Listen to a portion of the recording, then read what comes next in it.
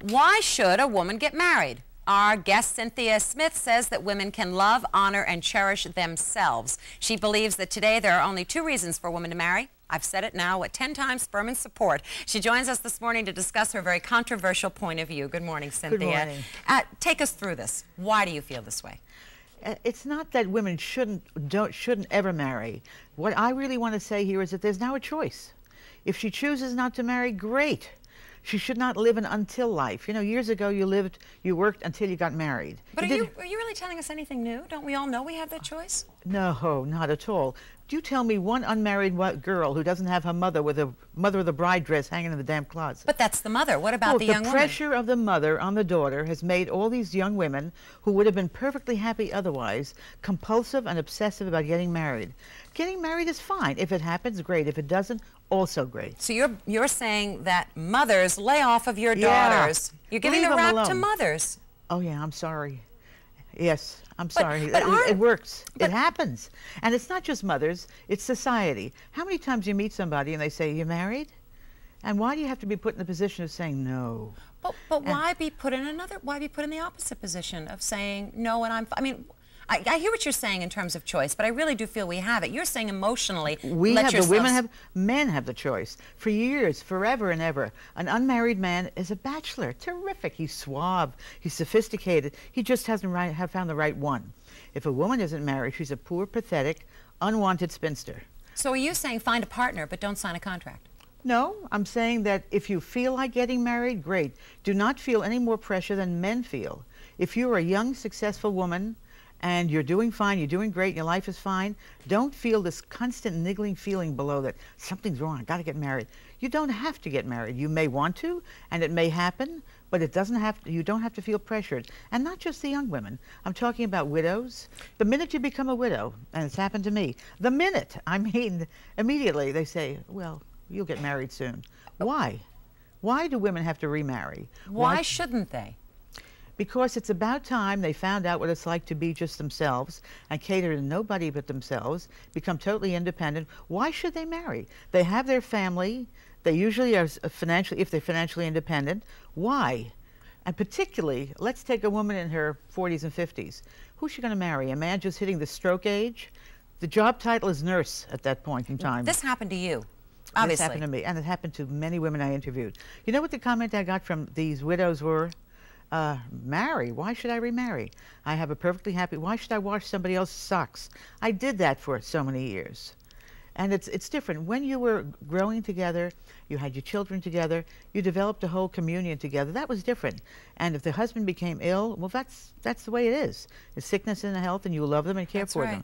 But to start out with somebody totally new and start catering to a man, and come on, women do the catering. In any marriage, it's not 50-50. Cynthia, it's very lonely to be, for many people to be single. I mean, you don't take your successes to bed with you at night and cuddle them. They don't make you feel actually all that terrific after a while. You think you have to be married to take somebody to bed and cuddle with them? All right, I'm glad you brought that up. So what you're saying then is find a partner, but don't necessarily get married. I'll tell you, as far as being a widow or divorced is concerned, P.D. James, the English mystery story writer, was interviewed, and they asked her about remarrying.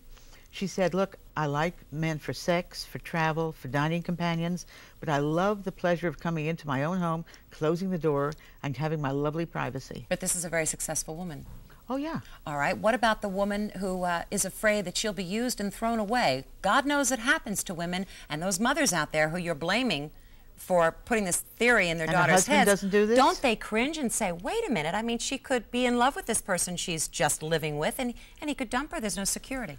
And she could also dump him. And a husband, you mean there's no such thing as divorce? 50% of marriages end in divorce.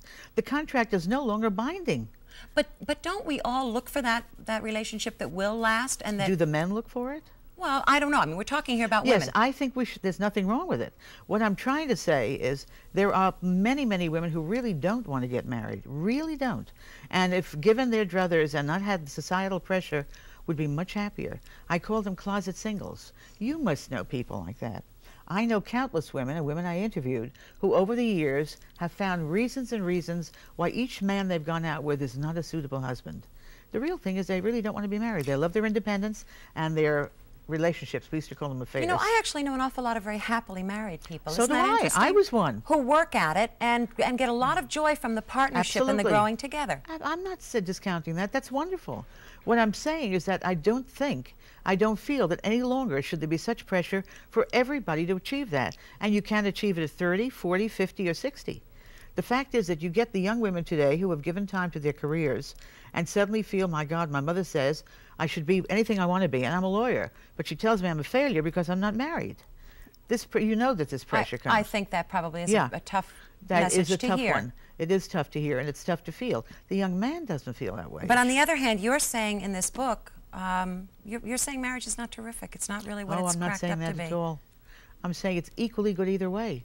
Equally good. That you have a choice. If I want to give this era any name, I'd like to call it the era of choice. I think my ideal would be if we start thinking in terms of we meet people and they're either single, not unmarried. You're not on anything. You're either single or you're married. But you're not, you're not married? Oh, that's what I hate. That's interesting. That young women have to feel, or any women, any unmarried woman has to feel like an unmarried woman. It's time she didn't. The men never did. Hey, they've got a great club. A guy could have the personality of a dead lox, and he could be, and nobody could ever want this creep. But he's 45. He's a dashing bachelor. A woman of 45 who's gorgeous, sophisticated. She's an unwanted spinster. As a matter of fact, in the it's interesting, isn't it? Where do you live? Even in the thesaurus in New York and Rye. And you see this. You mean you don't see this? No, but I don't know. Maybe I'm living in a cave somewhere. I see women who are 45 years old, single, attractive, full of fun. Is 45 years old, single, attractive, full of fun.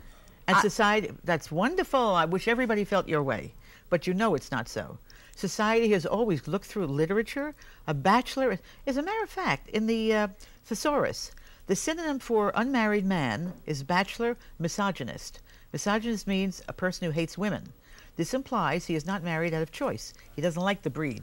Okay, synonym for unmarried women, spinster, old maid. Yeah, I know. No That's choice. Awful. That's Rejection. Awful. I agree. She, poor thing. Do you know how many poor Aunt Ethels we have who were never married, the spinster aunts? You have any maiden aunts? So look back at them. Were they so crazy? You go back 60 years ago, and you have these women who were the unmarried school teachers. I knew all my were unmarried, weren't yours? No.